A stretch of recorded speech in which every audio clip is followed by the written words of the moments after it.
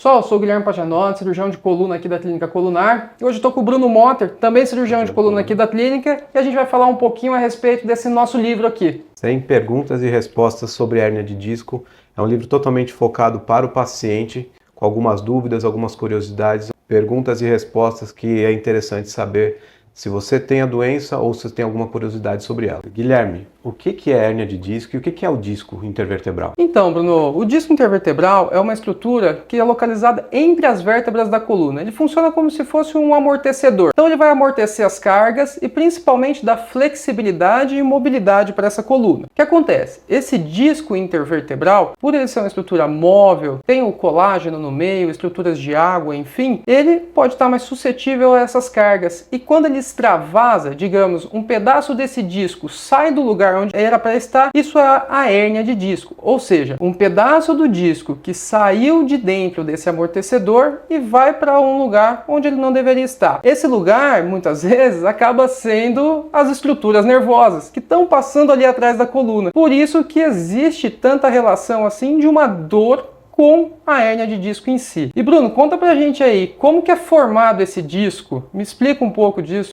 O disco, você tem que pensar ele numa estrutura, que nem você falou, de amortecimento. Então ele é composto por 3 partes principais. A placa terminal, que é o contato entre as duas vértebras, o ânulo fibroso e o núcleo pulposo. Ele é basicamente formado de colágeno, água, ácido hialurônico. A parte mais central, que é o ânulo fibroso, ele é formado de colágeno tipo 1, ácido hialurônico, mas 85% dele é água. Por isso que ele é mais fluido, ele é mais mole, é onde faz realmente o amortecimento. O ânulo fibroso é feito basicamente de colágeno tipo 1, todo entrelaçado. E é por entre essas fibras entrelaçadas, quando começa a degenerar o disco, que a hérnia acaba saindo. E a placa terminal, que é o que tem o contato, é a parte mais rígida, ela é feita por tecido condral. Todo mundo fala sobre tem cifose, tem escoliose, como são as curvaturas normais da coluna?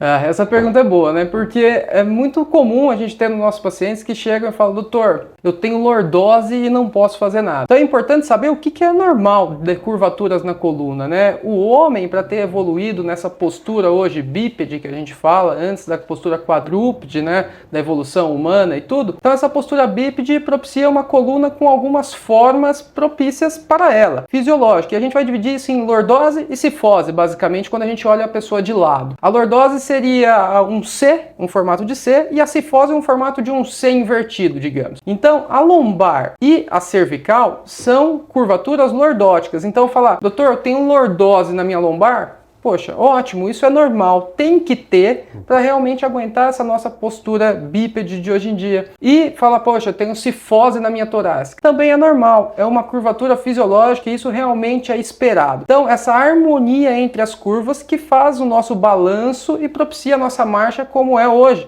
andando como uma forma bípede, né? Então acho que isso é bastante interessante e é legal da gente sempre frisar e explicar bem, para não entender que isso é uma doença em si. Explica pra gente o que são os nervos na coluna e qual que é essa relação dos nervos com a coluna, por que dá tanto problema? O nervo basicamente vai ser a estrutura que vai conectar a gente com o meio externo. É uma das estruturas mais nobres do corpo. Saindo do cérebro, vai passando pela coluna, saindo por entre os forames intervertebrais, que é a estrutura que tem entre uma vértebra e outra, para fazer a função tanto de motor quanto de sensibilidade.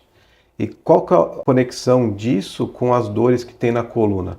Como essa estrutura do disco está sempre muito próximo desse tecido neural, toda vez que existe um abaulamento, um extravasamento, alguma coisa que aumente o volume e aperta essa estrutura nervosa, ele vai começar a mandar um estímulo inapropriado, que isso pode ser desde uma dor até uma alteração de sensibilidade também, né? Sensibilidade. Formigamento, enfim. E os mais graves geralmente são as alterações motoras, quando você começa a perder força. Quando isso acontece, provavelmente esse nervo já está sendo agredido há algum tempo. Pode acarretar alguma alteração já mais importante, mais grave.